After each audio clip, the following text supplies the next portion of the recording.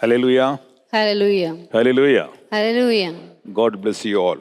ದೇವರು ನಿಮ್ಮೆಲ್ಲರನ್ನು ಆಶೀರ್ವದಿಸಲಿ. A nice day to meet in the presence of God. ದೇವರ ಪ್ರಸನ್ನತೆಯಲ್ಲಿ ಕೂಡಿ ಬಂದಿರುವುದು ಸಂತೋಷವಾಗಿದೆ. Hallelujah. Hallelujah. Today's topic is loving God more. ಇಂದಿನ ದಿನದ ಸಂದೇಶದ ಶೀರ್ಷಿಕೆಯು ದೇವರನ್ನು ಹೆಚ್ಚಾಗಿ ಪ್ರೀತಿಸುವುದು. The scripture is taken from Matthew chapter 22, verse 36 and 37. ಇದನ್ನು ಪ್ರತಿಪಾದಿಸುವಂತೆ ಸತ್ಯವೇದದ ಭಾಗವು ಮತ್ತಾಯನು ಬರೆದ ಸುವಾರ್ತೆ 22ನೇ ಅಧ್ಯಾಯ 36-37ನೇ ವಾಕ್ಯ. One person asked Jesus Christ, Jesus, which is the greatest commandment in the law? Jesus said, love the Lord your God with all your heart and with all your soul, with all your mind. This is the first and greatest commandment. ಇಲ್ಲಿ ಒಬ್ಬ ಮನುಷ್ಯನು ದೇವರನ್ನು ಯೇಸುವನ್ನು, ಗುರುವೇ, ಧರ್ಮಶಾಸ್ತ್ರದಲ್ಲಿ ಯಾವ ಆಜ್ಞೆ ಮುಖ್ಯವಾದದ್ದು ಎಂದು ಆತನನ್ನು ಕೇಳಿದ್ದಕ್ಕೆ ಆತನು, ನಿನ್ನ ದೇವರಾಗಿರುವ ಕರ್ತನನ್ನು ನಿನ್ನ ಪೂರ್ಣ ಹೃದಯದಿಂದಲೂ ನಿನ್ನ ಪೂರ್ಣ ಪ್ರಾಣದಿಂದಲೂ ನಿನ್ನ ಪೂರ್ಣ ಬುದ್ಧಿಯಿಂದಲೂ ಪ್ರೀತಿಸಬೇಕು ಎಂಬ ಆಜ್ಞೆಯೇ ಮುಖ್ಯವಾದದ್ದು ಮತ್ತು ಮೊದಲನೆಯದು ಎಂದು ಹೇಳಿದನು. Hallelujah. Jesus said, love the Lord your God and with all your heart and with all your soul and with all your mind. This is the first and the greatest commandment. ಯೇಸು ಕ್ರಿಸ್ತನು ಹೇಳಿದಂಥ ಮಾತು, ನಿನ್ನ ದೇವರಾಗಿರುವ ಕರ್ತನನ್ನು ನಿನ್ನ ಪೂರ್ಣ ಪ್ರಾಣದಿಂದಲೂ ನಿನ್ನ ಪೂರ್ಣ ಹೃದಯದಿಂದಲೂ ನಿನ್ನ ಪೂರ್ಣ ಬುದ್ಧಿಯಿಂದಲೂ ಪ್ರೀತಿಸಬೇಕು ಎಂಬ ಆಜ್ಞೆಯೇ ಮುಖ್ಯವಾದದ್ದು ಮತ್ತು ಮೊದಲನೆಯದು ಎಂಬುದಾಗಿ. Hallelujah. Hallelujah. Loving your God is the first commandment for all the disciples of Jesus Christ.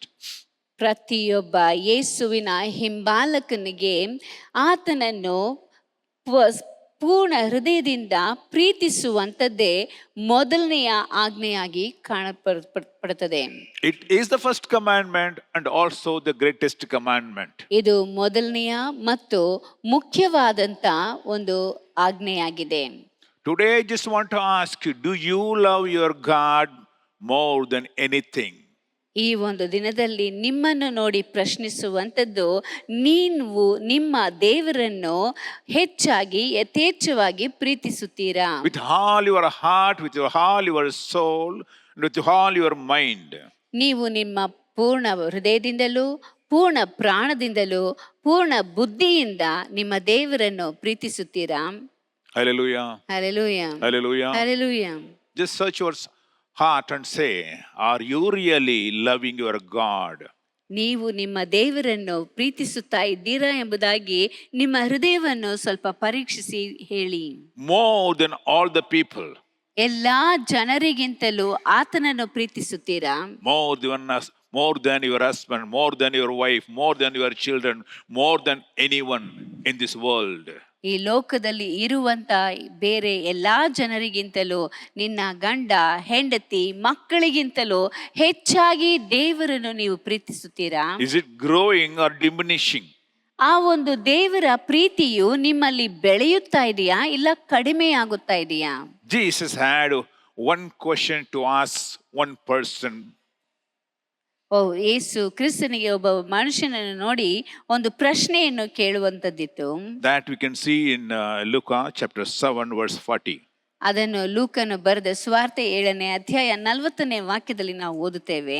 Jesus answered and said to him, Simon, I have something to say to you. He said, Teacher, say it. ಆ ವಾಕ್ಯವು ಈ ರೀತಿಯಾಗಿ ಹೇಳಲ್ಪಟ್ಟಿದೆ. ಯೇಸು, ಸೀಮೋನನೇ, ನಾನು ನಿನಗೆ ಹೇಳಬೇಕಾದ ಒಂದು ಮಾತದೆ ಅಂದಾಗ ಅವನು, ಬೋಧಕನೇ, ಹೇಳು ಅಂದನು. Then Jesus said, ನಂತರ ಯೇಸು ಹೇಳುತ್ತಾನೆ, there was a certain creditor who had 2 debtors.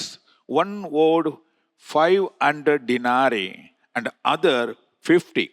and when they had nothing with which to repay, he freely forgave them both. Tell me now, therefore, which of them will love him more? ಆಗ ಯೇಸು ಒಬ್ಬ ಸಾಹುಕಾರನಿಗೆ ಇಬ್ಬರು ಸಾಲಗಾರರಿದ್ದರು. ಒಬ್ಬನು 500 ಹಣ ಕೊಡಬೇಕಾಗಿತ್ತು, ಮತ್ತೊಬ್ಬನು 50 ಹಣ ಕೊಡಬೇಕಾಗಿತ್ತು. ತೀರಿಸುವುದಕ್ಕೆ ಅವರಿಗೆ ಗತಿ ಇಲ್ಲದ್ದರಿಂದ ಆ ಇಬ್ಬರಿಗೂ ಸಾಲವನ್ನು ಬಿಟ್ಟು ಬಿಟ್ಟನು. ಹಾಗಾದರೆ ಅವರಲ್ಲಿ ಯಾವನು ಆ ಸಾಹುಕಾರನನ್ನು ಹೆಚ್ಚಾಗಿ ಪ್ರೀತಿಸಾನು ಎಂದು ಕೇಳಿದ್ದಕ್ಕೆ, Then Simon answered and said, I suppose the one whom he forgave more. ಸೀಮೋನನು ಅದಕ್ಕೆ ಉತ್ತರವಾಗಿ ಹೇಳಿದ್ದು, ಯಾವನಿಗೆ ಹೆಚ್ಚಾಗಿ ಬಿಟ್ಟನೋ ಅವನೇ ಎಂದು ಭಾವಿಸುತ್ತೇನೆ. Hallelujah. Hallelujah. To whom the forgiveness is more, him he loves God more. ಯಾರಿಗೆ ಹೆಚ್ಚಾಗಿ ಅವನ ಪಾಪಗಳನ್ನು ಆತನು ಕ್ಷಮಿಸಿದ್ದಾನೋ ಆ ವ್ಯಕ್ತಿಯು ದೇವರನ್ನು ಹೆಚ್ಚಾಗಿ ಪ್ರೀತಿಸುವನು. Do you think God forgave you fully? ನಿಮ್ಮನ್ನು ಸಹ ದೇವರು ಸಂಪೂರ್ಣವಾಗಿ ಕ್ಷಮಿಸಿದ್ದಾನೆ ಎಂಬುದಾಗಿ ನೀವು ತಿಳಿದಿದ್ದೀರಾ? Do you owe your life to Jesus? ನೀವು ನಿಮ್ಮ ಜೀವನವನ್ನೇ ಯೇಸುವಿಗಾಗಿ ಮುಡುಪಾಗಿಟ್ಟಿದ್ದೀರಾ? Imagine you were under the clutches of Satan. ನೀವು ಸೈತಾನನ ಹಿಡಿತದಲ್ಲಿರುವಂತ ಸಮಯದಲ್ಲಿ ಅದನ್ನು ಸ್ವಲ್ಪ ಜ್ಞಾಪಿಸಿಕೊಂಡು ನೋಡಿ. You and I were destined to go to hell with the Satan. ನಾವು ಸೈತಾನದ ಹಿಡಿತದಲ್ಲಿ ಇದ್ದುಕೊಂಡು ಆ ಒಂದು ನರಕಕ್ಕೆ ಹೋಗುವಂತ ಒಂದು ಪರಿಸ್ಥಿತಿ ಇರಬೇಕಾದ್ರೆ ಹೇಗಿರುತ್ತದೆ ಯೋಚಿಸಿ ನೋಡಿ. But God has delivered us for sacrificing his own son. ಆದರೆ ಯೇಸು ಕ್ರಿಸ್ತನು ತನ್ನ ಸ್ವಂತ ಮಗನನ್ನು ನಮಗೋಸ್ಕರವಾಗಿ ತ್ಯಾಗ ಮಾಡಿ ನಮ್ಮನ್ನು ಬಿಡಿಸಿದ್ದಾನೆ. What we have to pay, God has paid for us. ನಾವು ಸಲ್ಲಿಸಬೇಕಾದಂತ ಕ್ರಯವನ್ನು ಆತನು ನಮಗೋಸ್ಕರ ಸಲ್ಲಿಸಿದ್ದಾನೆ. He gave his only begotten son that we may not be perished but have an everlasting life. ನಾವು ನಾಶವಾಗದೆ ನಿತ್ಯ ಜೀವವನ್ನು ಪಡೆದುಕೊಳ್ಳಬೇಕೆಂಬುದಾಗಿ ಆತನು ತನ್ನ ಒಬ್ಬನೇ ಮಗನನ್ನು ನಮಗೋಸ್ಕರ ಕೊಟ್ಟನು. God gave his life so that we'll have our life. ಆತನು ತನ್ನ ಜೀವವನ್ನು ಕೊಟ್ಟನು, ಯಾಕೆಂದರೆ ನಾವು ಜೀವವನ್ನು ಪಡೆದುಕೊಳ್ಳಬೇಕೆಂಬುದಾಗಿ. Oh Simon, do you love me? ಸೀಮೋನನೇ, ನೀನು ನನ್ನನ್ನು ಪ್ರೀತಿಸುತ್ತೀಯಾ? I entered into your house. You are not given me water to wash my feet. ನಾನು ನಿನ್ನ ಮನೆಗೆ ಬಂದೆನು, ನನ್ನ ಕಾಲುಗಳನ್ನು ತೊಳೆಯುವುದಕ್ಕೂ ನೀನು ನೀರು ಕೊಡಲಿಲ್ಲ. You did not anoint me with the oil. ನೀನು ನನ್ನ ತಲೆಗೆ ತೈಲವನ್ನು ಹಚ್ಚಲಿಲ್ಲ. God has entered into our house. Do you honor God in your life? ದೇವರು ನಿಮ್ಮ ಮನೆಯನ್ನು ಆತನು ಹೊಕ್ಕಿದ್ದಾನೆ, ಆತನನ್ನು ನೀವು ಗೌರವಿಸಿದ್ದೀರಾ? Verse 44 says, I entered your house, you gave me no water for my feet. 44ನೇ ವಾಕ್ಯದಲ್ಲಿ ಹೇಳಲ್ಪಟ್ಟಿದೆ, ನಾನು ನಿನ್ನ ಮನೆಗೆ ಬಂದೆನು, ಆದರೆ ನೀನು ನನಗೆ ನನ್ನ ಕಾಲಿಗೆ ನೀರು ಕೊಡಲಿಲ್ಲ. You gave me no kiss. ನೀನು ನನಗೆ ಮುದ್ದಿಡಲಿಲ್ಲ. You did not anoint me with the oil. ನೀನು ನನ್ನ ತಲೆಗೆ ತೈಲ ಎಣ್ಣೆ ಹಚ್ಚಲಿಲ್ಲ. But this woman, the sinner, when she saw me that I'm in your house, she came into your house and washed my feet with tears from her eyes. ಆದರೆ ಈ ದುರಾಚಾರಿಯಾದಂಥ ಹೆಂಗಸು ನಾನು ನಿನ್ನ ಮನೆಯಲ್ಲಿದ್ದೇನೆ ಎಂದು ತಿಳಿದ ತಕ್ಷಣ ಇಲ್ಲಿಗೆ ಬಂದು ನನ್ನ ಕಾಲುಗಳನ್ನು ತನ್ನ ಕಣ್ಣೀರಿನಿಂದ ತ್ಯಾವ ಮಾಡಿ ಒರೆಸಿದಳು. and wiped them with hair of her head. ಆಕೆಯ ತಲೆಯ ಕೂದಲಿನಿಂದ ನನ್ನ ಕಾಲುಗಳನ್ನು ಒರೆಸಿದಳು. I'm already in your house, but you never invited me with your kiss, and you never kissed me. But this woman has not ceased to kiss my feet since the time I came. Since the time I came, she keeps kissing my feet, but you never kissed me. ನಾನು ನಿನ್ನ ಮನೆಯಲ್ಲಿಯೇ ಇದ್ದೇನೆ, ನೀನು ನನಗೆ ಮುದ್ದಿಡಲಿಲ್ಲ. ಇವಳಾದರೂ ನಾನು ಒಳಗೆ ಬಂದಾಗಿನಿಂದ ನನ್ನ ಕಾಲಿಗೆ ಮುದ್ದಿಡುವುದನ್ನು ಬಿಡಲಿಲ್ಲ. You did not anoint my head with oil, ನೀನು ನನ್ನ ತಲೆಗೆ ಎಣ್ಣೆ ಹಚ್ಚಲಿಲ್ಲ. but this woman has anointed my feet with fragrant oil. ಇವಳಾದರೂ ಸುಗಂಧ ತೈಲವನ್ನು ಕಾಲಿಗೆ ಹಚ್ಚಿದಳು. Therefore I say to you, our sins, which are many, are forgiven, for she loved much. ಹೀಗಿರಲು ನಾನು ಹೇಳುವ ಮಾತೇನೆಂದರೆ, ಇವಳ ಪಾಪಗಳು ಬಹಳವಾಗಿದ್ದರೂ ಅವು ಕ್ಷಮಿಸಲ್ಪಟ್ಟವೆ. ಇದಕ್ಕೆ ಪ್ರಮಾಣವೇನೆಂದರೆ, ಇವಳು ತೋರಿಸಿದ ಪ್ರೀತಿ ಬಹಳ. She loved me much. ಆಕೆಯು ನನ್ನನ್ನು ಬಹಳವಾಗಿ ಪ್ರೀತಿಸಿದಳು. Though you are my disciple, following me everywhere, and I came into your house, and you did not bother to honor me. ನಾನು ನಿನ್ನ ಮನೆಗೆ ಬಂದಾಗ್ಯೂ ಸಹ ನೀನು ನನ್ನನ್ನು ಗೌರವಿಸಲಿಲ್ಲ. Many a time we take things for granted, my dear friend. ಅನೇಕ ವೇಳೆಗಳಲ್ಲಿ ನಾವು ಅನೇಕ ಕಾರ್ಯಗಳನ್ನು ಬಹಳ ಸಾಧಾರಣವಾಗಿ ತೆಗೆದುಕೊಳ್ಳುತ್ತೇವೆ. Being close to Jesus, we think it's okay that we are doing everything for Jesus Christ.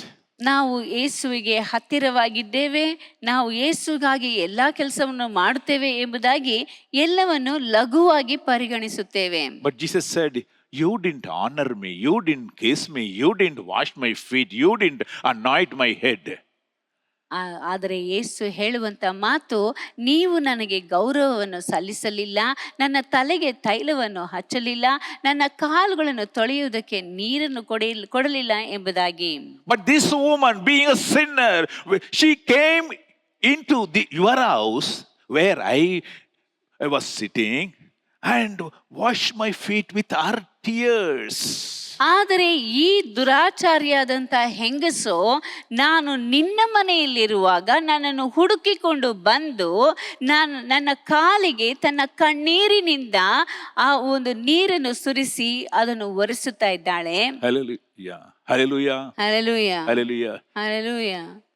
The proximity to Jesus sometimes makes us, to not to bother to give honor and glory to God. ಕ್ರಿಸ್ತನ ಸಾಮೀಪ್ಯವು ನಮಗೆ ಕೆಲವು ವೇಳೆಗಳಲ್ಲಿ ಆತನಿಗೆ ಗೌರವವನ್ನು ಸನ್ಮಾನವನ್ನು ಸಲ್ಲಿಸುವುದಕ್ಕೆ ನಾವು ಅದನ್ನು ಲಘುವಾಗಿ ಎಣಿಸುತ್ತೇವೆ. Supposing the chief minister is your friend. Chief minister is ಒಂದು your ವೇಳೆ friend. ನಿಮ್ಮ ಸ್ನೇಹಿತರು ಅವರು ಒಂದು ವೇಳೆ ಮುಖ್ಯಮಂತ್ರಿಯಾಗಿದ್ದರೆ, if you invite him to your house for a dinner, ಅವರನ್ನು ನಿಮ್ಮ ಮನೆಗೆ ಒಂದು ವೇಳೆ ಊಟಕ್ಕೆ ಕರೆದಿರುವುದಾದರೆ, how do you invite him? ಅವರನ್ನು ಹೇಗೆ ಕರೆಯುತ್ತೀರಿ? Do you give him the honor, the respect which you are supposed to give? ಅವರಿಗೆ ಕೊಡಬೇಕಾದಂತ ಆ ಒಂದು ಗೌರವವನ್ನು ನೀವು ಸಲ್ಲಿಸುತ್ತೀರಾ? Or you just say, he is my friend, classmate only. Those days and all, we used to walk together, play together, we know each other. So, okay, hey, come on. You can sit here. Do you say that? ನಾವಿಬ್ರು ಜಗ್ಲಿ ದೋಸ್ತಿ, ನಾವು ಒಟ್ಟಿಗೆ ಓದಿದ್ದು, ಆಟ ಆಡಿದ್ದು ಎಲ್ಲ ಒಟ್ಟಿಗೆ ಇದ್ವಿ. ಈಗ ಏನು ಅವರು ಮುಖ್ಯಮಂತ್ರಿ ಆಗಿದ್ದಾರೆ ಅಂತ ಗೌರವ ಏನಿಲ್ಲದೆ ಬಾ ಕುತ್ಕೋ ಅಂತ ಹೇಳ್ಬಿಟ್ಟು ಆ ರೀತಿಯಾಗಿ ನೀವು ಮಾತಾಡಿಸ್ತೀರಾ? Hello, he is a chief minister. ಈಗ ಅವರು ಮುಖ್ಯಮಂತ್ರಿಯಾಗಿದ್ದಾರೆ. He is your God. ಅವರು ನಿನ್ನ ದೇವರು, He is your Savior. ಆತನು ನಿನ್ನ ರಕ್ಷಕನು, He gave His life for you. ಆತನು ತನ್ನ ಪ್ರಾಣವನ್ನೇ ನಿನಗೋಸ್ಕರ ಕೊಟ್ಟಿದ್ದಾನೆ. How much love you have to show on Him. ನೀನು ಆತನ ಮೇಲೆ ಎಷ್ಟು ಪ್ರೀತಿಯನ್ನು ತೋರಿಸಬೇಕಾಗಿದೆ. The law of diminishing. There's one law called law of diminishing. ಒಂದು ಕಾನೂನು ಉಂಟು, ಅದು ಕಡಿಮೆಯಾಗುವಂತ ಒಂದು ಕಾನೂನು ಎಂಬುದಾಗಿ ಹೇಳಲ್ಪಟ್ಟಿದೆ. As the days go by, things will get diminished slowly. ದಿನಗಳು ಕಳೆಯುತ್ತಾ ಕಳೆಯುತ್ತಾ ಕೆಲವು ಕಾರ್ಯಗಳು ಅದು ಹಾಗೆ ಮಾಯವಾಗುತ್ತಾ ಕಡಿಮೆಯಾಗುತ್ತಾ ಹೋಗುತ್ತದೆ. When you initially that is so attractive, beautiful, everything. But as the days go by, if you see the same thing again and again, you lose your interest. ಅದನ್ನು ಮೊಟ್ಟ ಮೊದಲನೇ ಬಾರಿಗೆ ನೋಡುವಂತಹ ಸಮಯದಲ್ಲಿ ಅದು ಆಕರ್ಷಕವಾಗಿಯೂ ರಮಣೀಯವಾಗಿಯೂ ಕಾಣಿಸುತ್ತದೆ. ಆದರೆ ದಿನಗಳು ಕಳೆಯುತ್ತಾ ಕಳೆಯುತ್ತಾ ಅದು ನಮಗೆ ಬೇಸತ್ತ ರೀತಿಯಲ್ಲಿ ಮತ್ತು ಅದರ ಮೇಲಿರುವಂತ ಆಸಕ್ತಿಯು ಕಡಿಮೆಯಾಗುತ್ತದೆ. We can see the children. ಮಕ್ಕಳನ್ನು ನೋಡಬಹುದು. When you give one chocolate, ಒಂದು ಚಾಕ್ಲೇಟ್ ಅನ್ನು ಕೊಡ್ಬೇಕಾದ್ರೆ the way they come and grab it and say, ಹೆಂಗಿದೆ ಗೊತ್ತಾ ಅಲ್ಲ, they show all their emotion, the love for the taste. ಆ ಮಕ್ಕಳಿಗೆ ಒಂದು ಚಾಕ್ಲೇಟ್ ಅನ್ನು ಕೊಟ್ಟ ತಕ್ಷಣ ಅದನ್ನು ತಗೊಂಡು ಅವರ ಇರುವಂತಹ ಸಂತೋಷವನ್ನು, ಆ ಒಂದು ಅದರ ಒಂದು ರುಚಿಯನ್ನು ಅವರ ಒಂದು ಭಾವನೆಯಲ್ಲಿ ತೋರಿಸುತ್ತಾರೆ. ಇಲ್ವಾ? ನೋಡಿದಿರಾ? Just ordinary some ₹1 chocolate you give to them. ಬರೀ ಸಾಧಾರಣವಾದಂತ ₹1 ಚಾಕ್ಲೇಟ್ ಅನ್ನು ಕೊಡಿ. They'll take that and say, hey, ಗೊತ್ತಾ, see the taste. What? He'll go to everyone and say, I have a chocolate and it's very nice, very tasty. ನೀ ತಿಂದು ನೋಡ್ಬೇಕು, ಹೆಂಗಿದೆ ಗೊತ್ತಾ ಅಲ್ಲ. See, the emotion comes so much, the bubbling comes out saying that, oh, it's so good. ಆ ಒಂದು chocolate ಅನ್ನು ತಗೊಂಡು ತಕ್ಷಣ ಅದರಲ್ಲಿ ಇರುವಂತ ಆ ಒಂದು ಸವಿಯನ್ನು ಎಲ್ಲರಿಗೂ ಹೇಳುತ್ತಾ ಆ ಒಂದು ಸಂತೋಷವನ್ನ ಅವರು ಹೊರಪಡಿಸುವಂತ ರೀತಿಯೇ ಬೇರೆಯಾಗಿರುತ್ತದೆ. Give the same chocolate. ಅದೇ ಚಾಕ್ಲೇಟ್ ಅನ್ನು you give to someone who is older, maybe some 30 years old person or 50 years old person. 30 ವರ್ಷವೋ ಇಲ್ಲ 50 ವರ್ಷವೋ ಆಗಿರುವಂತ ವ್ಯಕ್ತಿಗೆ ಅದೇ ಚಾಕ್ಲೇಟ್ ಅನ್ನು ನೀವು ಕೊಟ್ಟು ನೋಡಿ. ಚಾಕ್ಲೇಟ್ ಪಾ, ಟೇಕ್ ಇಟ್ ಅಂತ if we tell them also, it's okay ಕೊಡಿ ತಗೊಂಡು ಇಲ್ಲ ಹಾಕ್ಬಿಟ್ಟೆ ಹಂಗೆ ಏನಾಯ್ತು, just forget. Why? What is the problem now?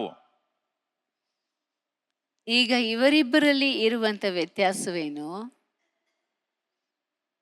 ಅದೇ chocolate, same taste. But here, because this fellow was taken 1000 times, maybe from his childhood, he would have taken this chocolate, 1000 times. Now the taste is not tasteful to him now anymore. ಈ ದೊಡ್ಡ ವ್ಯಕ್ತಿಯು ಆತನ ಜೀವಿತದಲ್ಲಿ ಎಷ್ಟೋ ಬಾರಿ ಆ ರೀತಿ chocolate ತಗೊಂಡಿರ್ತಾರೆ. ಈಗ ಅವರಿಗೆ ಆ ಚಾಕ್ಲೇಟ್ನ ಟೇಸ್ಟು ಅದು ಮೊದಲ ಬಾರಿ ಇದ್ದಂಥ ರೀತಿಯಲ್ಲಿ ಅವರಿಗೆ ಕಂಡು ಬರೋದಿಲ್ಲ. It's a law of diminishing. ಇದು ಕಡಿಮೆಯಾಗುವಂತ ಅಂದರೆ ಕ್ಷೀಣಿಸುವಂತ ಒಂದು ಕಾನೂನು. Anything you see, any person also you see, after some time you lose interest in that. ಯಾವುದೇ ಒಬ್ಬ ವ್ಯಕ್ತಿಯನ್ನು ನೋಡಿ ಇಲ್ಲವೇ ವಸ್ತುವನ್ನು ನೋಡಿ ಅದರಲ್ಲಿ ಇರುವಂತ ಆಸಕ್ತಿಯು ಕಡಿಮೆಯಾಗುತ್ತಾ ಹೋಗುತ್ತದೆ. Hallelujah. Hallelujah. Hallelujah. Hallelujah. Many a times we get into this kind of a trap. ಅನೇಕ ವೇಳೆಗಳಲ್ಲಿ ನಾವು ಈ ರೀತಿಯಾದಂತ ಕಾರ್ಯಗಳಲ್ಲಿ ಸಿಲುಕಿಕೊಳ್ಳುತ್ತೇವೆ. If we see Simon Peter, who was with Jesus Christ, a close person, an apostle, who was with Jesus. He was with Jesus. He saw Jesus dying. He saw Jesus' resurrection. Everything. Jesus spoke to him also. Everything he has seen. After some time, he left Jesus Christ and went away. ಇಲ್ಲಿ ಸೀಮೋನ ಪೇತ್ರ ಎಂದು ಹೇಳಲ್ಪಡುವಂತ ಯೇಸು ಕ್ರಿಸ್ತನ ಶಿಷ್ಯರಲ್ಲಿ ಒಬ್ಬನು. ಆತನು ಯೇಸುವಿನ ಸಂಗಡ ಇದ್ದಂಥ ವ್ಯಕ್ತಿ. ಆತನ ಜೀವನ, ಮರಣ ಮತ್ತು ಪುನರುತ್ಥಾನವನ್ನು ನೋಡಿದಂಥ ವ್ಯಕ್ತಿ. ಆತನು ಯೇಸು ಸತ್ತ ನಂತರ ಆತನು ಏನು ಮಾಡಿದನೆಂದರೆ ತನ್ನ ಕೆಲಸವನ್ನು ಬಿಟ್ಟು ಆತನಿಂದ ದೂರ ಹೋಗುವುದನ್ನು ಕಾಣುತ್ತೇವೆ. Now his attraction, his love is somewhere else. ಈಗ ಆತನ ಒಂದು ಆಕರ್ಷಣೆಯು, ಆತನ ಪ್ರೀತಿಯು ಬೇರೆ ಯಾವುದರ ಕಡೆಯೋ ಇದೆ. Sometimes even in our lives, the love changes from one person to another person after some time, correct? ನಮ್ಮ ಜೀವಿತದಲ್ಲಿಯೂ ಪ್ರೀತಿ ಎನ್ನುವಂಥದ್ದು ಒಬ್ಬ ವ್ಯಕ್ತಿಯಿಂದ ಇನ್ನೊಬ್ಬ ವ್ಯಕ್ತಿಗೆ ಅದು ಬದಲಾಗುತ್ತಾ ಇರುತ್ತದೆ. Initially on wife, no, we love more. Our love on wife is more. ಪ್ರಾರಂಭದಲ್ಲಿ ಗಂಡನಿಗೆ ತನ್ನ ಹೆಂಡತಿಯನ್ನು ನೋಡಿದರೆ ಆಕೆಯ ಮೇಲೆ ಪ್ರೀತಿಯು ಹೆಚ್ಚಾಗಿರುತ್ತದೆ. After some time that diminishes, then the love for the child is more. ಆ ಕೆಲವು ಕಾಲದ ನಂತರ ಆ ಪ್ರೀತಿಯು ಕಡಿಮೆಯಾಗಿ ಪ್ರೀತಿಯು ಮಕ್ಕಳ ಮೇಲೆ ಹೆಚ್ಚಾಗಿ ಇರುತ್ತದೆ. After some time that also vanishes, then goes on the grandchildren. ನಂತರ ಕೆಲವು ಕಾಲದ ನಂತರ ಆ ಪ್ರೀತಿಯು ಹೋಗಿ ತನ್ನ ಮೊಮ್ಮಕ್ಕಳ ಮೇಲೆ ಅದು ಬರುತ್ತದೆ. It changes. ಈ ರೀತಿಯಾಗಿ ಪ್ರೀತಿಯು ಬದಲಾಗುತ್ತಾ ಇರುತ್ತದೆ. Correct? ಹೌದಲ್ವೇ? Whatever the love we had, the first love is no more. ಮೊಟ್ಟ ಮೊದಲು ಇದ್ದಂತ ಪ್ರೀತಿಯು ಈಗ ಇಲ್ಲ. Everything got vanished and something else taken over. ಎಲ್ಲವೂ ಮಾಯವಾಗಿ ಈಗ ಬೇರೆ ಯಾವುದೋ ಆ ಒಂದು ಪ್ರೀತಿಯನ್ನು ಗಳಿಸುತ್ತಾ ಇದೆ. My wife told me about a person who visited her clinic. ಇವರ ಹೆಂಡತಿಯವರು ಹೇಳಿದಂಥದ್ದು, ಅವರ ಕ್ಲಿನಿಕ್ ಅನ್ನು ಯಾರೋ ಒಬ್ಬ ವ್ಯಕ್ತಿಯು ಬಂದಿದ್ದರು ಕ್ಲಿನಿಕ್ಗೆ. She told me that couple used to come to the clinic for more than 15 years. ಆ ಒಂದು ದಂಪತಿಗಳು 15 ವರ್ಷಗಳಿಂದ ಆ ಒಂದು ಕ್ಲಿನಿಕ್ಗೆ ಬರ್ತಾ ಇದ್ರು. Such a beautiful loving couple, and both husband and wife, and when they come to the clinic they will be laughing, smiling, and they were so good and so close. ಅವರಿಬ್ಬರು ಕ್ಲಿನಿಕ್ಗೆ ಬಂದ್ರೆ ಸಾಕು, ಸಂತೋಷವಾಗಿ ನಗುತ್ತಾ ಅವರಿಬ್ಬರು ಅಷ್ಟು ಅನ್ಯೋನ್ಯವಾಗಿ ಇರುತ್ತಾ ಇದ್ರು. I used to think, oh, what a nice couple they are. ಅವರನ್ನು ನೋಡಿ ಎಷ್ಟು ಒಳ್ಳೆ ದಂಪತಿಗಳು ಅಂತ ಅನ್ಕೊಳ್ತಾ ಇದ್ದೆ. But last week that lady came to the clinic. ಆದರೆ ಕಳೆದ ವಾರದಲ್ಲಿ ಆ ಹೆಂಗಸು ಮಾತ್ರ ಕ್ಲಿನಿಕ್ಗೆ ಬಂದ್ರು. Then my wife told me, she asked her, what happened to your husband? Why you are alone? Why you come alone? ನೀವು ಯಾಕೆ ಒಂಟಿಯಾಗಿ ಬಂದಿದ್ದೀರಿ, ನಿಮ್ಮ ಗಂಡ ಎಲ್ಲಿ ಅಂತ ಕೇಳಿದ್ರು. Madam, what should I tell you? ನಿಮ್ಗೆ ಏನ್ ಹೇಳ್ಬೇಕು ಅಂತ ಗೊತ್ತಾಗ್ತಾ ಇಲ್ಲ. He has another woman in his life now. ಆತನಿಗೆ ಇನ್ನೊಬ್ಬ ಹೆಂಗಸಿನ ಸಹವಾಸ ಇದೆ ಅಂತ ಹೇಳಿದ್ರು. No more he loves me. ಆತನು ನನ್ನನ್ನು ಪ್ರೀತಿಸುವುದಿಲ್ಲ. His love shifted to some other woman. ಆತನ ಪ್ರೀತಿಯು ಇನ್ನೊಬ್ಬ ಹೆಂಗಸಿನ ಮೇಲೆ ಇದೆ. Hello, what happened to your first love? ನಿನ್ನ ಮೊದಲ ಪ್ರೀತಿಯು ಏನಾಯಿತು? Do you love more than all these things? ಈ ಎಲ್ಲವುಗಳಿಗಿಂತಲೂ ನೀನು ದೇವರನ್ನು ಹೆಚ್ಚಾಗಿ ಪ್ರೀತಿಸುತ್ತೀಯೋ? Peter left Jesus Christ and went for fishing along with other disciples. ಪೇತ್ರನು ಯೇಸುವನ್ನು ಬಿಟ್ಟು ಆತನು ತನ್ನ ಹಳೆಯ ಬದುಕಾದಂತ ಮೀನುಗಾರಿಕೆಗೆ ತನ್ನ ಸ್ನೇಹಿತರೊಂದಿಗೆ ಬೇರೆ ಶಿಷ್ಯರೊಂದಿಗೆ ಹೋಗುತ್ತಾನೆ.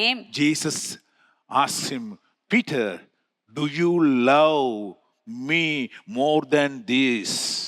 ಆಗ ಯೇಸು ಕ್ರಿಸ್ತನು ಆತನನ್ನು ನೋಡಿ ಪ್ರಶ್ನಿಸಿದಂಥದ್ದು, ಇವೆಲ್ಲವುಗಳಿಗಿಂತಲೂ ನೀನು ನನ್ನನ್ನು ಹೆಚ್ಚಾಗಿ ಪ್ರೀತಿಸುತ್ತೀಯಾ? Second time he asks. ಎರಡನೆಯ ಬಾರಿಯೂ ಕೇಳುತ್ತಾನೆ. Third time he asks, ಮೂರನೇ ಬಾರಿಯೂ ಕೇಳುತ್ತಾನೆ, Peter, do you really love me? ಪೇತ್ರನೇ, ನೀನು ನನ್ನನ್ನು ನಿಜವಾಗಿ ಪ್ರೀತಿ ಮಾಡ್ತೀಯಾ? This morning, Jesus is asking you, do you really love me? ಈ ಒಂದು ಬೆಳಗಿನ ಸಮಯದಲ್ಲಿ ಯೇಸು ಕ್ರಿಸ್ತನು ನಿನ್ನನ್ನು ನೋಡಿ ಕೇಳುವಂತ ಪ್ರಶ್ನೆ, ನೀನು ನನ್ನನ್ನು ಪ್ರೀತಿಸುತ್ತೀಯಾ? Who is your priority? ನಿನ್ನ ಜೀವಿತದಲ್ಲಿ ಯಾರಿಗೆ ಮುಖ್ಯತ್ವವನ್ನು ಕೊಡ್ತಾ ಇದ್ದಿ? Do you love me? Do you love me? ನೀನು ನನ್ನನ್ನು ಪ್ರೀತಿಸುತ್ತೀಯಾ? Just think about your first love on me, the first love you had on me. ನೀನು ನಿನ್ನ ಜೀವಿತದಲ್ಲಿ ಮೊಟ್ಟ ಮೊದಲನೇದಾಗಿ ನನ್ನನ್ನು ಪ್ರೀತಿಸಿದ್ದನ್ನು ಜ್ಞಾಪಿಸಿಕೋ. You may say, I am coming to church from that day onwards. I am coming to church, I am singing, I am taking part in the choir, I do all that work calls, all that I regularly do. ನಾನು ಆ ದಿನ ಶುರು ಮಾಡಿದ್ದು ಇಂದಿನವರೆಗೂ ಚರ್ಚ್ಗೆ ನಾನು ಖಡಾಖಂಡಿತವಾಗಿ ಬರ್ತೀನಿ ಮತ್ತು ಎಲ್ಲ ಕಾರ್ಯಗಳಲ್ಲಿ ನಾನು ಭಾಗವಹಿಸುತ್ತೇನೆ ಎಂಬುದಾಗಿ ನೀವು ಹೇಳ್ತಾ ಇರಬಹುದು. Hello, the first time you tasted Mysore pak, how beautiful, how tasteful it was going in your mouth. ನೀನು ಮೊಟ್ಟ ಮೊದಲನೇ ಬಾರಿಗೆ ಮೈಸೂರು ಪಾಕನ್ನು ತಿನ್ಬೇಕಂದ್ರೆ ಅದು ಬಾಯಲ್ಲಿ ಹೇಗೆ ರುಚಿಕರವಾಗಿ ಹೋಯ್ತು. Do you show the same interest now? ಆ ಮೈಸೂರು ಪಾಕನ್ನು ತಿನ್ಬೇಕಾದ್ರೆ ಅದೇ ಆಸಕ್ತಿಯನ್ನು ಈಗ ತೋರಿಸ್ತೀರಾ? You lost interest. ಅದರಲ್ಲಿ ಆಸಕ್ತಿಯನ್ನು ಕಳೆದುಕೊಂಡಿರಿ. Some people say, ಎಲ್ಲಪ್ಪ ಇದೆಲ್ಲ ಬೇಡ ಅದೆಲ್ಲ ತಿಂದು ಇಲ್ಲ. Hello, now we have no interest. ಈಗ ನಿಮಗೆ ಆಸಕ್ತಿ ಇಲ್ಲ. ಬಿರಿಯಾನಿ ಕೊಟ್ಟರೆ ಕೂಡ ಇಂಟ್ರೆಸ್ಟ್ ಇಲ್ಲ. ಬೇಡಪ್ಪ ಇಲ್ಲ. No interest now. ಯಾವುದೇ ಆಸಕ್ತಿಯೂ ಈಗ ಇಲ್ಲ. You may say, continuously I am coming to church, I'll do everything and all that. Hello, that is not what God wants. Do you come to the church with the earnest longing in our heart to see your God, your lover? ನೀನು ನಾನು ಸಭೆಗೆ ಬರುತ್ತಾ ಇದ್ದೇನೆ, ಎಲ್ಲಾ ಕಾರ್ಯಕ್ರಮಗಳಲ್ಲಿ ಭಾಗವಹಿಸುತ್ತೇನೆ ಎಂಬುದಾಗಿ ಹೇಳುತ್ತಾ ಇರಬಹುದು. ಆದರೆ ಯೇಸು ಕ್ರಿಸ್ತನಿಗೆ ಅದು ಬೇಕಾಗಿಲ್ಲ.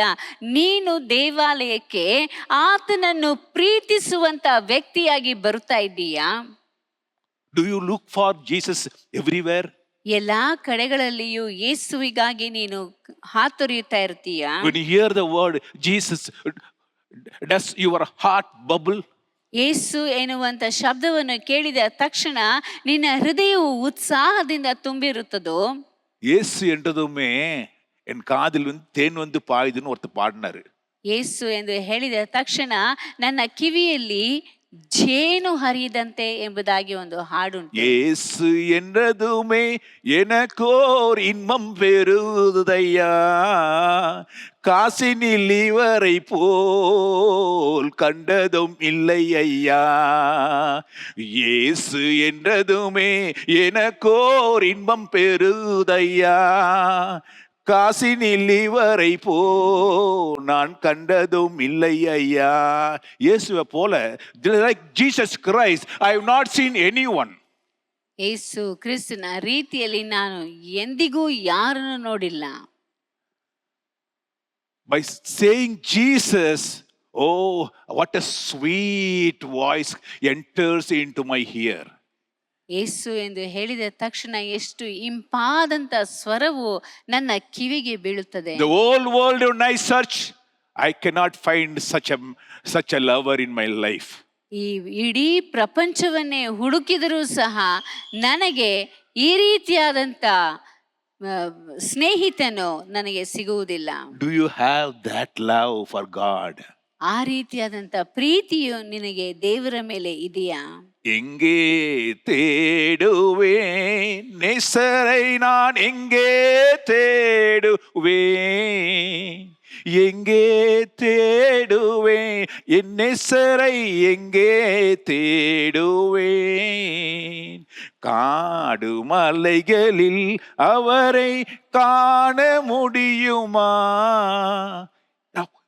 One singer sings like this, wherever I just want to see my God, my lover. ಒಬ್ಬ ಕವಿಯು ಈ ರೀತಿಯಾಗಿ ಹಾಡುತ್ತಾನೆ, ನನ್ನನ್ನು ಪ್ರೀತಿಸುವ ಆತನನ್ನು ನಾನು ಎಲ್ಲೆಲ್ಲಿ ಹುಡುಕಲಿ, ಬೆಟ್ಟ ಗುಡ್ಡಗಳಲ್ಲಿ ಹುಡುಕಿದರೆ ಆತನು ದೊರೆಯುವನೋ ಎಂಬುದಾಗಿ ಆ ಒಂದು ಪ್ರೀತಿಗಾಗಿ ಆ ಒಂದು ವ್ಯಕ್ತಿಯು ಹಾತೊರೆಯುವುದನ್ನು ಈ ಹಾಡಿನಲ್ಲಿ ಕಾಣುತ್ತೇವೆ. Do you have the same love, looking for God every moment, to hear His voice, to speak to Him, or about Him, somebody says about Him? Do you have that desire to go and listen? ಆ ದೇವರನ್ನು ಕಾಣುವುದಕ್ಕೆ ನಿನ್ನ ಜೀವಿತದಲ್ಲಿ ಎಲ್ಲಿಯಾದರೂ ಹೇಗಾದರೂ ಆತನ ಮಾತನ್ನು, ಆತನ ಹೆಸರನ್ನು ನನ್ನ ಕಿವಿಯಲ್ಲಿ ನಾನು ಕೇಳಿಸಿಕೊಳ್ಳಬೇಕು. ಇಲ್ಲವೇ ಯಾರಾದರೂ ಆತನ ಬಗ್ಗೆ ಹೇಳಿದರೆ ಅದು ಎಷ್ಟು ಇಂಪಾದ ಮಾತು ಎಂಬುದಾಗಿ ಅದನ್ನು ಕೇಳಿಸಿಕೊಳ್ಳುತ್ತೇವಾ? Hello, where is your first love? ನಿನ್ನ ಮೊಟ್ಟ ಮೊದಲ ಪ್ರೀತಿಯು ಎಲ್ಲಿ ಹೋಯಿತು? Now, is there anything that taken over my place? Anything else come into your life so that you push me aside? ನಿನ್ನ ಜೀವಿತದಲ್ಲಿ ನನ್ನನ್ನು ಹೊರತು ಬೇರೆ ಯಾವುದಾದರೂ ಬಂದಿದೆಯಾ? ಅದನ್ನು ನೀನು ಹೆಚ್ಚಾಗಿ ಅದಕ್ಕೆ ಮುಖ್ಯತ್ವವನ್ನು ಕೊಟ್ಟು ನನ್ನನ್ನು ದೂರ ತಳ್ಳಿಬಿಟ್ಟಿದ್ದೀಯಾ? Just see, where is Jesus in your life? ಯೇಸು ಕ್ರಿಸ್ತನು ನಿನ್ನ ಜೀವಿತದಲ್ಲಿ ಎಲ್ಲಿದ್ದಾನೆ ಎಂಬುದಾಗಿ ಪರೀಕ್ಷಿಸಿ ನೋಡು. Do you desire to hear His voice again and again? ಆತನ ಶಬ್ದವನ್ನು ಮತ್ತೆ ಮತ್ತೆ ಕೇಳುವುದಕ್ಕೆ ನಿನಗೆ ಆಸಕ್ತಿ ಉಂಟು? Revelation chapter 2 verse 1, the angel of the church of Ephesus write, these things says he that holdeth the 7 stars in his right hand, walks in the midst of the 7 golden sticks. He says, I know thy works and thy labor and thy patience, how thou canst not bear them which are evil. Thou hast tried them, say they are apostles and are not, hast found them liars, and hast borne as patience for my sake, has labored and has not fainted. You have done so many things for me. ಇಲ್ಲಿ ದೇವರ ವಾಕ್ಯದಲ್ಲಿ ಹೇಳಲ್ಪಟ್ಟಿದೆ. ಪ್ರಕಟಣೆಗಳ ಪುಸ್ತಕ 2ನೇ ಅಧ್ಯಾಯ 1, 2, 3ನೇ ವಾಕ್ಯಗಳಲ್ಲಿ, ಎಫೆಸದಲ್ಲಿ ಇರುವ ಸಭೆಯ ದೂತನಿಗೆ ಬರೆ, 7 ನಕ್ಷತ್ರಗಳನ್ನು ಬಲಗೈಯಲ್ಲಿ ಹಿಡಿದುಕೊಂಡು 7 ಚಿನ್ನದ ದೀಪಸ್ತಂಭಗಳ ಮಧ್ಯದಲ್ಲಿ ತಿರುಗಾಡುವ ಆತನು ಹೇಳುವುದೇನೆಂದರೆ, ನಿನ್ನ ಕೃತ್ಯಗಳನ್ನು, ಪ್ರಯಾಸವನ್ನು, ತಾಳ್ಮೆಯನ್ನು ಬಲ್ಲೆನು. ನೀನು ದುಷ್ಟರನ್ನು ಸಹಿಸಲಾರಿ, ಅಪೊಸ್ತಲರಲ್ಲದಿದ್ದರೂ ತಮ್ಮನ್ನು ಅಪೊಸ್ತಲರೆಂದು ಹೇಳಿಕೊಳ್ಳುವವರನ್ನು ನೀನು ಪರೀಕ್ಷಿಸಿ ಅವರನ್ನು ಸುಳ್ಳುಗಾರರೆಂದು ಕಂಡುಕೊಂಡಿ. ನೀನು ತಾಳ್ಮೆಯುಳ್ಳವನಾಗಿ ನನ್ನ ಹೆಸರಿನ ನಿಮಿತ್ತ ಬಾಧೆಯನ್ನು ಸೈರಿಸಿಕೊಂಡು ಬೇಸರಗೊಳ್ಳಲಿಲ್ಲ. You have done so much. You have labored for me. ಇದನ್ನೆಲ್ಲ ನಾನು ಬಲ್ಲೆನು. ಅಂದರೆ ನೀನು ನನಗೋಸ್ಕರ ಮಾಡಿದಂತ ಪ್ರತಿಯೊಂದು ಕಾರ್ಯಗಳನ್ನು ನಾನು ತಿಳಿದಿದ್ದೇನೆ. Hello, many will say, yes, every Sunday I come to church, I do that work, this work, all these things. So though it is painful, I come early morning, get up at 4 o'clock, I come to church and do all these things. Fine brother, fine sister. ಅನೇಕರು ಹೇಳಬಹುದು, ನಾನು ಬೆಳಗ್ಗೆ ಎದ್ದು ಬೇಗ ಸಭೆಗೆ ಬಂದು ಅಲ್ಲಿ ಬೇಕಾಗಿರುವಂಥ ಎಲ್ಲ ಕಾರ್ಯಗಳನ್ನು ಮಾಡುತ್ತೇನೆ ಎಂಬುದಾಗಿ ಎಲ್ಲ ಹೇಳಬಹುದು. ಅದೆಲ್ಲ ಒಳ್ಳೆಯದೇ. I am not finding fault. That's what Jesus here also says. You have done all these things. Whatever you are doing, it is counted. ಅದನ್ನೇ ಇಲ್ಲಿ ಸತ್ಯವೇದದಲ್ಲಿಯೂ ಹೇಳಲ್ಪಟ್ಟಿದೆ. ನೀವು ಮಾಡಿರುವಂಥ ಪ್ರತಿಯೊಂದು ಪ್ರಯಾಸವು, ತಾಳ್ಮೆಯು, ಕೃತ್ಯಗಳು ಎಲ್ಲವೂ ಇಲ್ಲಿ ನಾನು ಬಲ್ಲೆನು ಎಂಬುದಾಗಿ ದೇವರು ಹೇಳ್ತಾನೆ. Nevertheless, I have somewhat against thee, because thou hast left thy first love. ಆದರೆ ದೇವರು ಹೇಳುವಂಥದ್ದು, ಇದನ್ನೆಲ್ಲ ನೀವು ಮಾಡಿದ್ದೀರಿ, ಆದರೆ ಮೊದಲು ನಿನಗಿದ್ದ ಪ್ರೀತಿಯನ್ನು ನೀನು ಬಿಟ್ಟು ಬಿಟ್ಟಿದ್ದೀ ಎಂದು ನಾನು ನಿನ್ನ ಮೇಲೆ ತಪ್ಪು ಹೊರಿಸಬೇಕಾಗುತ್ತದೆ. Hallelujah. Hallelujah. Hallelujah. The Hallelujah. first love you left. Now you are no more having that interest to see me.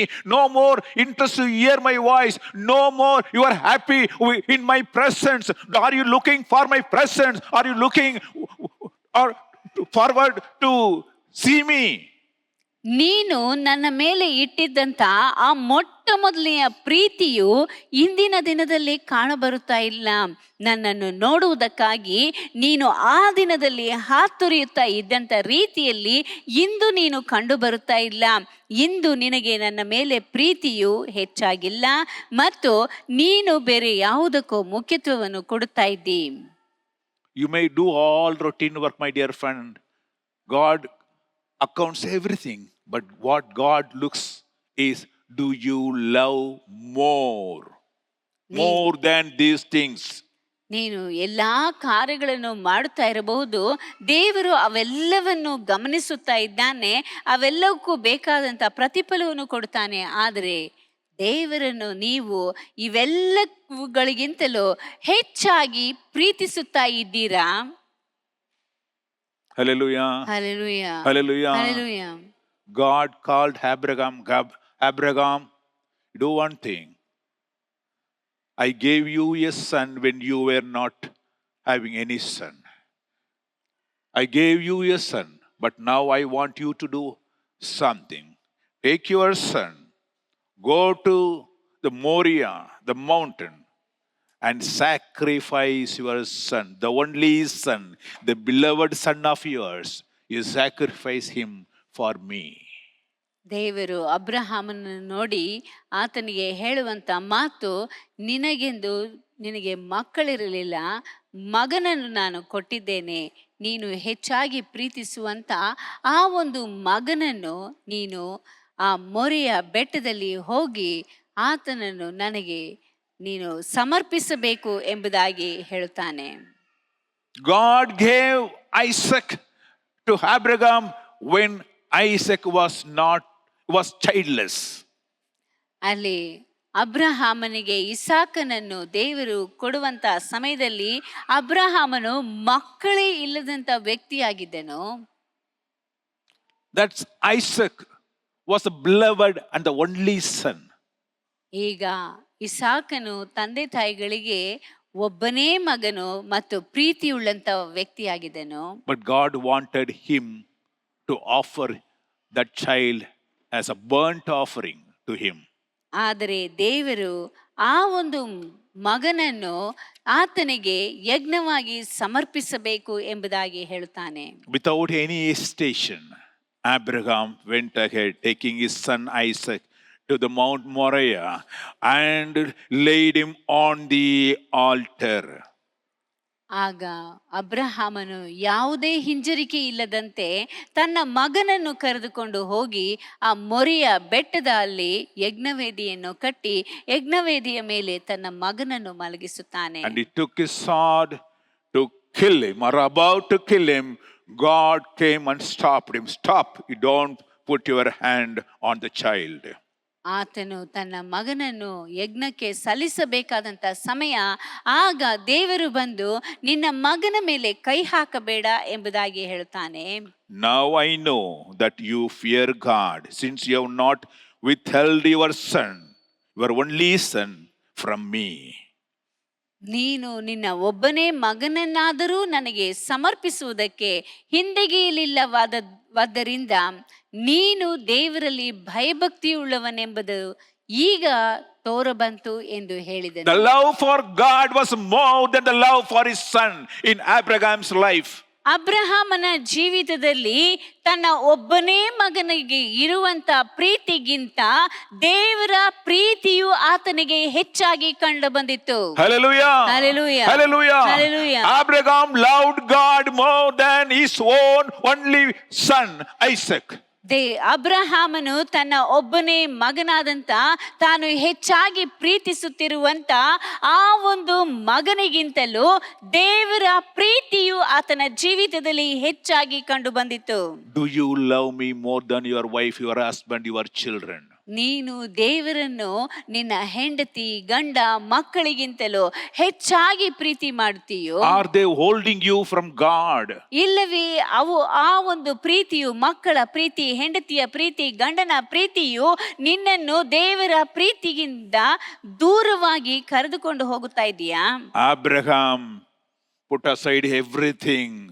He obeyed God fully, with wholeheartedly, whole mind. ಅಬ್ರಹಾಮನು ಎಲ್ಲವನ್ನು ಬದಿಗಿಟ್ಟು, ತನ್ನ ಎಲ್ಲಾ ಪ್ರೀತಿಯನ್ನು ಬದಿಗಿಟ್ಟು ದೇವರ ಪ್ರೀತಿಯನ್ನು ಹೆಚ್ಚಾಗಿ ಎಣಿಸಿ ಆತನ ಮಾತಿಗೆ ವಿಧೇಯನಾಗುವುದನ್ನು ಕಾಣುತ್ತೇವೆ. Love is not simple, my dear friend. It's not easy. It demands a sacrifice. ಪ್ರೀತಿ ಎನ್ನುವಂಥದ್ದು ಬಹಳ ಸುಲಭ ಎಂಬುದಾಗಿ ಅಲ್ಲ, ಅದರ ಆ ಒಂದು ಪ್ರೀತಿಯನ್ನು ತೋರಿಸುವುದಕ್ಕಾಗಿ ಕೆಲವೊಂದು ತ್ಯಾಗಗಳು ಅಗತ್ಯವಾಗಿದೆ. Every person who loves somebody sacrifices something in his life. ಪ್ರತಿಯೊಬ್ಬ ವ್ಯಕ್ತಿಯು ಯಾರನ್ನಾದರೂ ಪ್ರೀತಿಸುವುದಾದರೆ, ಹೆಚ್ಚಾಗಿ ಪ್ರೀತಿಸುವುದಾದರೆ, ಅದಕ್ಕಾಗಿ ತನ್ನ ಜೀವಿತದಲ್ಲಿ ಯಾವುದನ್ನಾದರೂ ಆತನು ತ್ಯಾಗ ಮಾಡಲೇಬೇಕು. You can see certain parents, they are willing to sacrifice anything for the child. ತಂದೆ ತಾಯಿಗಳನ್ನು ಗಮನಿಸಿ ನೋಡುವಂತಹ ಸಮಯದಲ್ಲಿ ತಮ್ಮ ಮಕ್ಕಳಿಗೋಸ್ಕರ ಅವರು ಏನು ಬೇಕಾದರೂ ತ್ಯಾಗ ಮಾಡುವುದಕ್ಕೆ ಸಿದ್ಧರಾಗಿರುತ್ತಾರೆ. Their money, their house, luxury, whatever they have, they are willing to sell it off to save the child. ತಮ್ಮ ಮಕ್ಕಳನ್ನು ಅವರು ರಕ್ಷಿಸಿಕೊಳ್ಳುವುದಕ್ಕಾಗಿ, ಅವರಿಗೆ ಬೇಕಾದದನ್ನು ಮಾಡುವುದಕ್ಕಾಗಿ ತಂದೆ ತಾಯಿಗಳು ತಮಗಿರುವಂತ ಮನೆ ಮಠ, ತಮ್ಮ ಸುಖ, ತಮ್ಮ ಎಲ್ಲ ಐಶ್ವರ್ಯವನ್ನು ಸಹ ಅದಕ್ಕಾಗಿ ಕಳೆದುಕೊಳ್ಳುವುದಕ್ಕೆ ಸಿದ್ಧರಿರುತ್ತಾರೆ. If you go and ask the father or mother, why are you doing all these things? They'll say, I love my child. ನೀವು ಯಾವುದಾದ್ರೂ ತಂದೆ ತಾಯಿಗಳನ್ನು ಹೋಗಿ ಕೇಳಿ ನೋಡಿ, ನೀವು ಯಾಕೆ ಇದನ್ನೆಲ್ಲ ಮಾಡ್ತಾ ಇದ್ದೀರಾ, ಯಾಕೆ ಈ ರೀತಿಯಾಗಿದ್ದೀರಾ ಎಂದು ಕೇಳುವುದಾದರೆ ಅವರು ಹೇಳುವಂಥದ್ದು, ನಾನು ನನ್ನ ಮಕ್ಕಳನ್ನು ಹೆಚ್ಚಾಗಿ ಪ್ರೀತಿಸುತ್ತೇನೆ. Hallelujah. Hallelujah. Others may not, people who do not love you will not give anything, but the people who love you, they're willing to give away anything for the love's sake. ನಿಮ್ಮನ್ನು ಪ್ರೀತಿಸುತ್ತೇನೆ ಎಂದು ನಟಿಸುವಂತವರು ನಿಮಗೆ ಏನು ಕೊಡದೇ ಇರಬಹುದು, ಆದರೆ ನಿಮ್ಮನ್ನು ನಿಜಕ್ಕೂ ಪ್ರೀತಿಸುವಂತವರು ಅದಕ್ಕಾಗಿ ಏನು ಬೇಕಾದರೂ ಅವರು ತ್ಯಾಗ ಮಾಡುವುದಕ್ಕೆ ಸಿದ್ಧರಿರುತ್ತಾರೆ. They will be willing to give their life also. ಅವರು ತಮ್ಮ ಜೀವವನ್ನು ನಿಮಗೋಸ್ಕರ ಕೊಡುವುದಕ್ಕೆ ಸಿದ್ಧರಿರುತ್ತಾರೆ. For the sake, because they love the child, or love the father, the love wife, the love husband. They're willing to give away anything. ಅವರು ತಮ್ಮ ಮಕ್ಕಳನ್ನು, ತಂದೆ ತಾಯಿಗಳನ್ನು, ಇಲ್ಲ ಗಂಡ ಹೆಂಡತಿಯನ್ನು ಹೆಚ್ಚಾಗಿ ಪ್ರೀತಿಸುತ್ತಾ ಇರೋದ್ರಿಂದ ಅದಕ್ಕಾಗಿ ಅವರು ಏನು ಬೇಕಾದರೂ ತ್ಯಾಗ ಮಾಡುವುದಕ್ಕೆ ಸಿದ್ಧರಿರುತ್ತಾರೆ. God so loved the world that he gave his only begotten son, that we may not perish but have an everlasting life.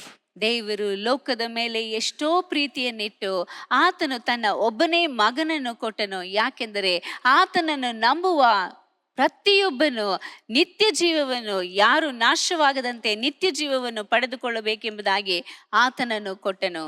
Hallelujah. Hallelujah. He did not bother. He did not worry to give away his son's life, the only begotten son. He was willing to sacrifice his son for my sake and your sake. ನನಗೂ ನಿನಗೂ ರಕ್ಷಣೆಯನ್ನು ಕೊಡಬೇಕು ಎಂಬುದಾಗಿ ಹೇಳಿ ತನ್ನ ಒಬ್ಬನೇ ಮಗನನ್ನು ಸಹ ನಮಗೋಸ್ಕರ ತ್ಯಾಗ ಮಾಡುವುದಕ್ಕೆ ದೇವರು ಸಿದ್ಧನಾದನು. Oh Peter, Simon, do you love me? ಸೀಮೋನ್ ಪೇತ್ರನೇ, ನೀನು ನನ್ನನ್ನು ಪ್ರೀತಿಸುತ್ತೀಯಾ?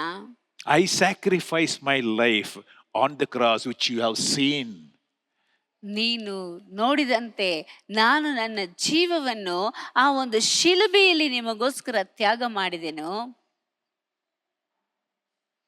Because he gave his son on the cross, we are alive today. ಆತನು ತನ್ನ ಒಬ್ಬನೇ ಮಗನನ್ನು ಆ ಶಿಲುಬೆಯಲ್ಲಿ ಒಪ್ಪಿಸಿಕೊಟ್ಟದ್ರಿಂದ ಇಂದಿನ ದಿನದಲ್ಲಿ ನೀವು ಜೀವಂತವಾಗಿದ್ದೇವೆ. என்னை நேசிக்கின்றாயா, என்னை நேசிக்கின்றாயா,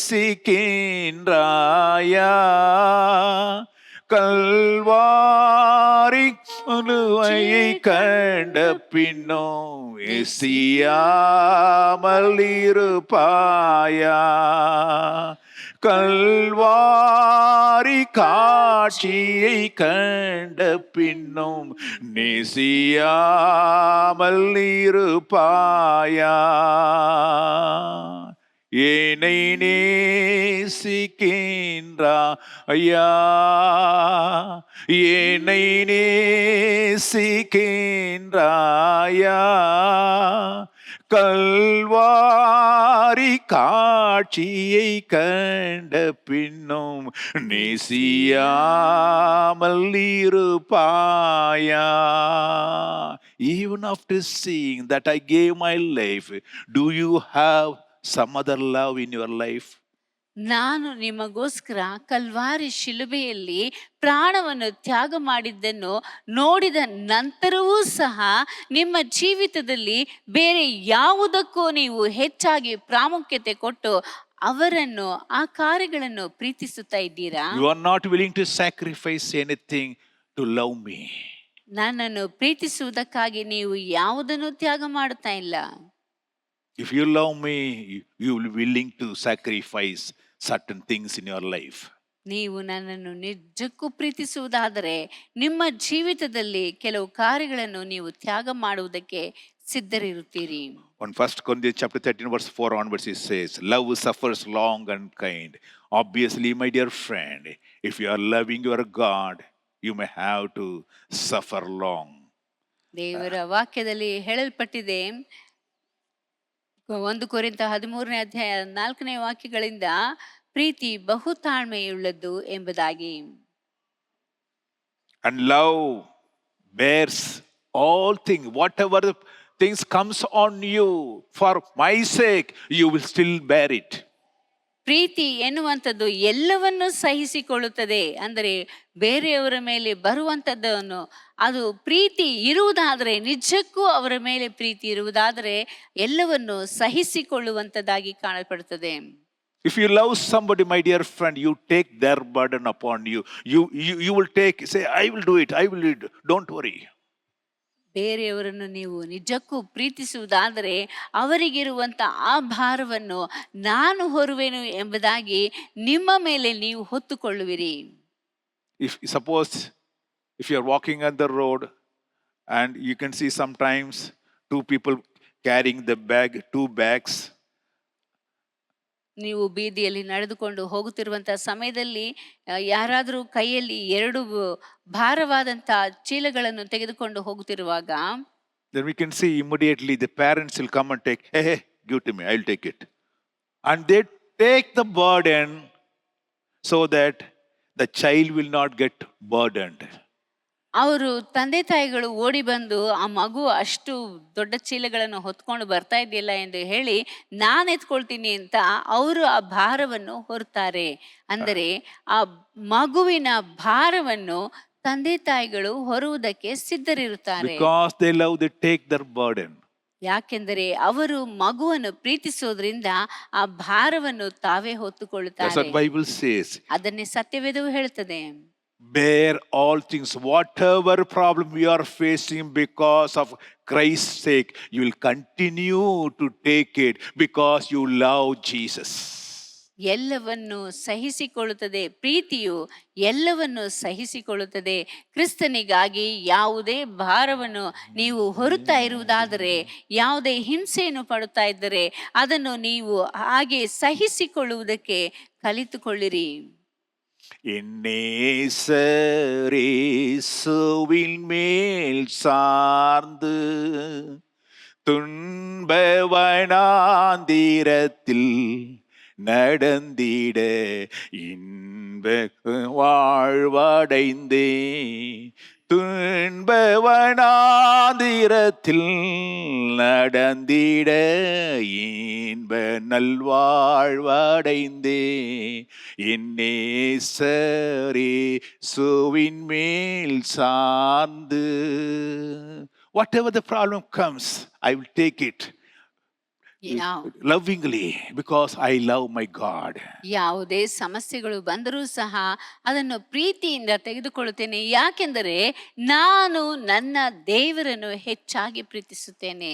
If you love your wife, my dear friend, you take all her burden and say, I will take everything. Don't worry. You don't, these things. I'm here. I want to support. Many husbands say the same way. So many wives, you say, oh, you don't worry about it. I'll take it. I'll take the burden. Because they love each other. ಗಂಡ ಹೆಂಡತಿಯನ್ನು ನೋಡಿ ಯಾವುದೇ ಸಮಸ್ಯೆ ಇದ್ದರೂ ನೀನು ಚಿಂತೆ ಮಾಡಬೇಡ, ಎಲ್ಲವನ್ನು ನಾನು ನೋಡಿಕೊಳ್ತೀನಿ ಅಂತ ಹೇಳ್ತಾರೆ. ಹೆಂಡತಿಯು ಗಂಡನನ್ನು ನೋಡಿ ಸಮಸ್ಯೆಗಳಿರುವಂಥ ಸಮಯದಲ್ಲಿ ನೀವು ಏನಕ್ಕೂ ಚಿಂತೆ ಮಾಡಬೇಡಿ, ನಾವು ನೋಡ್ಕೊಳ್ತೀವಿ ಎಂಬುದಾಗಿ ಒಬ್ಬರನ್ನೊಬ್ಬರು ಪ್ರೀತಿಸುವಂಥ ಗಂಡ ಹೆಂಡತಿಯರು ತಮ್ಮ ಆ ಭಾರಗಳನ್ನು ಒಬ್ಬರಿಗೊಬ್ಬರು ಹೊರುವಂಥದ್ದನ್ನು ನಾವು ಕಾಣುತ್ತೇವೆ. If they do not have love between them, my dear friend, they'll disown them, they'll walk away.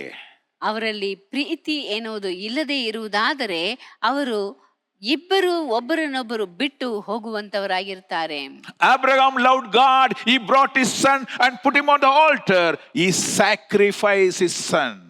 ಅಬ್ರಹಾಮನು ದೇವರನ್ನು ಹೆಚ್ಚಾಗಿ ಪ್ರೀತಿಸಿದ್ದರಿಂದ ತನ್ನ ಒಬ್ಬನೇ ಮಗನನ್ನು ಸಹ ಯಜ್ಞವೇದಿಯ ಮೇಲೆ ಇಟ್ಟು ಆತನನ್ನು ದೇವರಿಗೆ ಸಮರ್ಪಿಸುವುದಕ್ಕೆ ಸಿದ್ಧನಾದನು. He didn't have any second thinking, oh, if I give away my son, what will happen to my generation? I do not have any sons and daughters. He is the only son. If I sacrifice this to God, what do I do? Then what happened to my generation? So I lose everything. He didn't have that thought in his mind. ಅಬ್ರಹಾಮನು ತನ್ನ ಮಗನನ್ನು ದೇವರಿಗೆ ಸಮರ್ಪಿಸುವಂತ ಸಮಯದಲ್ಲಿ ನನ್ನ ಜೀವಿತದಲ್ಲಿಯೋ ಒಬ್ಬನೇ ಮಗನಿದ್ದಾನೆ, ನನ್ನ ಜನಾಂಗವು ಹೇಗೆ ಮುಂದುವರಿಯುವುದು, ನನ್ನ ಕುಲ ಗೋತ್ರಗಳು ನಶಿಸಿ ಹೋಗುತ್ತವಲ್ಲ, ನನ್ನ ಜನಾಂಗದಲ್ಲಿ ಬೇರೆ ಯಾರೂ ಇಲ್ಲವಲ್ಲ ಎಂಬುದಾಗಿ ಅವನಿಗೆ ತನ್ನ ಮನಸ್ಸಿನಲ್ಲಿ ಆ ಎರಡನೆಯ ಆಲೋಚನೆ ಎಂಬುದು ಬರಲಿಲ್ಲ. Hallelujah. Hallelujah. Hallelujah. You don't lose anything by keeping it on the altar. ಯಾವುದೇ ಒಂದು ಕಾರ್ಯವನ್ನು ಯಜ್ಞವೇದಿಯ ಮೇಲೆ ಇಡುವಂತ ಸಮಯದಲ್ಲಿ ನಾವು ಯಾವುದನ್ನು ಕಳೆದುಕೊಳ್ಳುವುದಿಲ್ಲ. If you put it on an altar, my dear friend, you don't lose anything. ನಾವು ಯಜ್ಞವೇದಿಯ ಮೇಲೆ ಇಡುವಂತ ಸಮಯದಲ್ಲಿ ನಾವು ಯಾವುದನ್ನು ಕಳೆದುಕೊಳ್ಳುವುದಿಲ್ಲ. Because you think you are sacrificing, my dear friend, you don't lose anything. ನೀವು ಯಜ್ಞವನ್ನು ಅರ್ಪಿಸುತ್ತಾ ಇದ್ದೀರಿ ಎಂಬುದಾಗಿ ಹೇಳಿಕೊಳ್ಳುತ್ತಾ ಇರುವುದಾದರೆ ಅದರಿಂದ ಯಾವುದನ್ನು ಕಳೆದುಕೊಳ್ಳುವುದಿಲ್ಲ.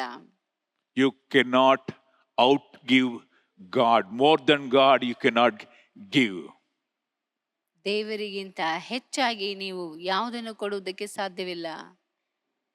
God gives it back in multifold. ನೀವು ದೇವರು ನಿಮಗೆ ಎಲ್ಲವನ್ನು ಆತನು ಹೆಚ್ಚಾಗಿ ಹಿಂತಿರುಗಿ ಕೊಡುವ ಆತನಾಗಿದ್ದಾನೆ.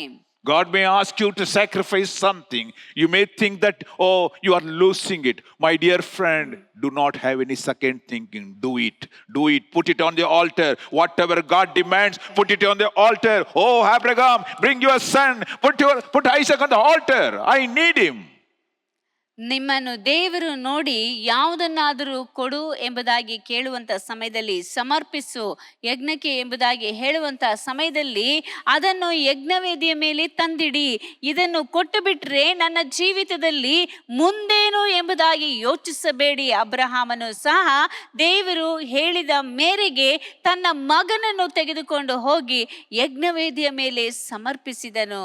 Oh, if you have some wrong connection, God says, no, put it on my altar. My dear friend, leave that relationship. God wants you to sacrifice that. ಪ್ರೀತಿಯುಳ್ಳ ದೇವಜನರೇ, ನಿಮ್ಮ ಜೀವಿತದಲ್ಲಿ ನಿಮಗೆ ಯಾವುದಾದರೂ ತಪ್ಪಾದಂಥ ಸಂಪರ್ಕಗಳು ಸಂಬಂಧಗಳು ಇರುವುದಾದರೆ ಅವನ್ನು ದೇವರು ಹೇಳ್ತಾನೆ, ಅದನ್ನು ಯಜ್ಞವೇದಿಯ ಮೇಲೆ ಹಾಕು ಎಂಬುದಾಗಿ. ಅದನ್ನು ಹಾಕಿ ಅದನ್ನು ಬಿಟ್ಟು ಬಿಡಿ. ದೇವರು ನಿಮ್ಮ ಸಂಗಡ ಇರುವಾತನಾಗಿದ್ದಾನೆ. If you have some bad habits and if you feel that you are enjoying, that gives pleasure in your life, you just cannot live it, you love more, but God says, hello, put it on the altar.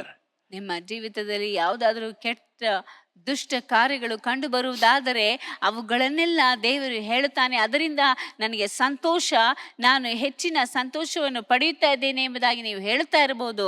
ಆದರೆ ದೇವರು ಹೇಳುವಂತ ಮಾತು, ಆ ಎಲ್ಲಾ ಕಾರ್ಯಗಳನ್ನು ಯಜ್ಞವೇದಿಯ ಮೇಲೆ ಹಾಕಿ ಎಂಬುದಾಗಿ, ಅದನ್ನು ನೀವು ಹಾಕುವುದಕ್ಕೆ ಸಿದ್ಧರಾಗಿರಿ. If we have to undergo certain pain and suffering because of Jesus Christ, yes, bring it on the altar. ನಿಮ್ಮ ಜೀವಿತದಲ್ಲಿ ಕ್ರಿಸ್ತನಿಗೋಸ್ಕರ ಯಾವುದಾದರೂ ಹಿಂಸೆಯಲ್ಲಿ ನೀವು ಹಾದು ಹೋಗಬೇಕಾದಂತ ಪರಿಸ್ಥಿತಿಯು ಬಂದಾಗ್ಯೂ ಅದನ್ನು ನೀವು ಯಜ್ಞವೇದಿಯ ಮೇಲೆ ಸಮರ್ಪಿಸಿ. God gave Abraham back a generation which cannot be counted. ಅಬ್ರಹಾಮನಿಗೆ ದೇವರು ಆತನು ಒಂದು ದೊಡ್ಡ ಜನಾಂಗವನ್ನು ಕೊಟ್ಟನು. ಆ ಜನಾಂಗದ ಜನರನ್ನು ಎಣಿಸುವುದಕ್ಕೂ ಸಾಧ್ಯವಾಗದಷ್ಟು ಜನರನ್ನು ಆತನು ಕೊಟ್ಟನು. We do not know. You may sacrifice something, but God gives back in different kinds. It is His wish.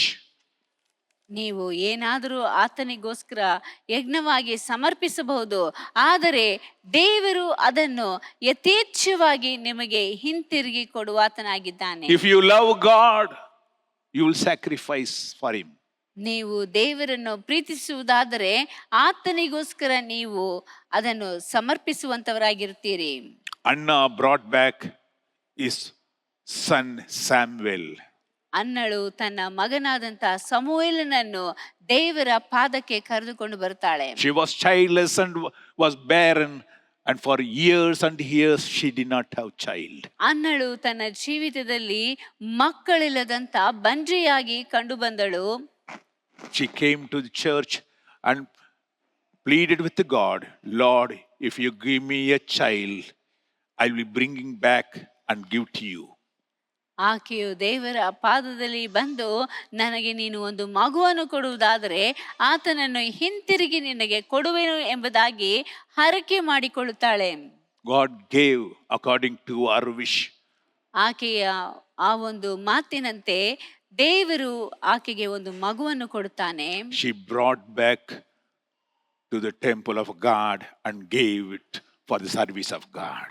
ಆಕೆಯು ಆ ಒಂದು ಮಗುವನ್ನು ದೇವರ ಆಲಯಕ್ಕೆ ತೆಗೆದುಕೊಂಡು ಬಂದು ಆತನ ಸೇವೆಗೆ ಒಪ್ಪಿಸಿಕೊಡುತ್ತಾಳೆ. Samuel grew up in the church, in the temple of God.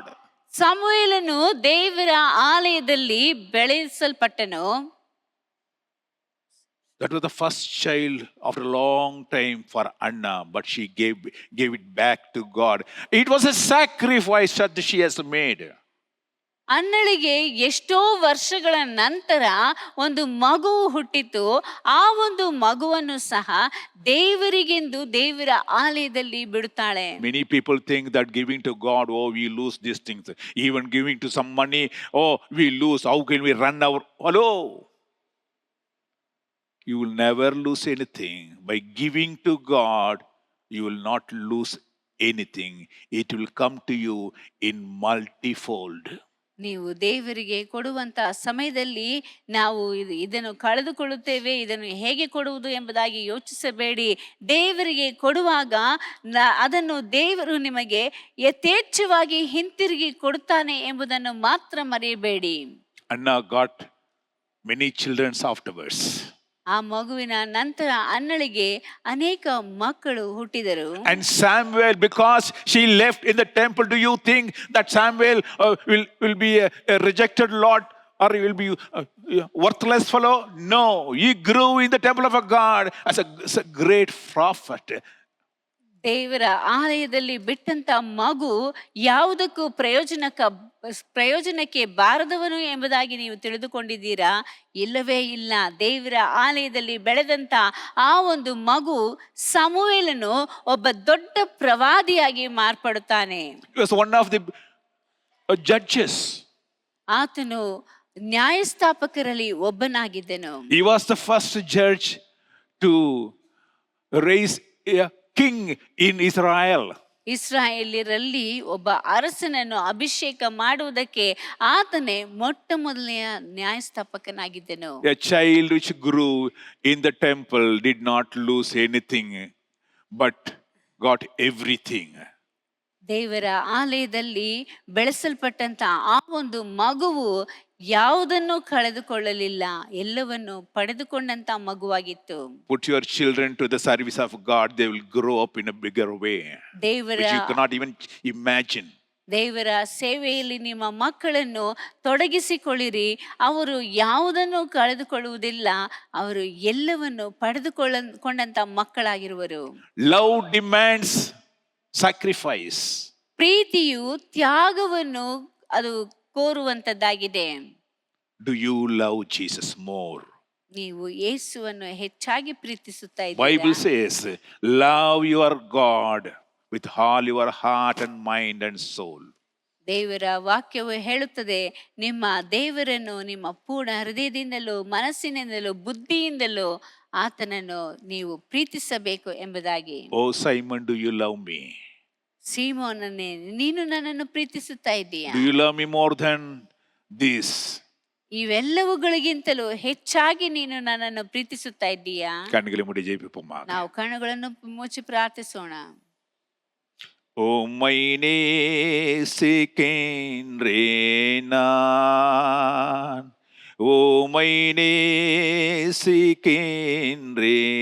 நான், கல்வாரி காட்சியை கண்ட பின்னும் நேசியாமல் இருப்பேனோ, கல்வாரி காட்சியை கண்ட பின்னும் நேசியாமல் இருப்பேனோ, உம்மை நேசிக்கின்றேன்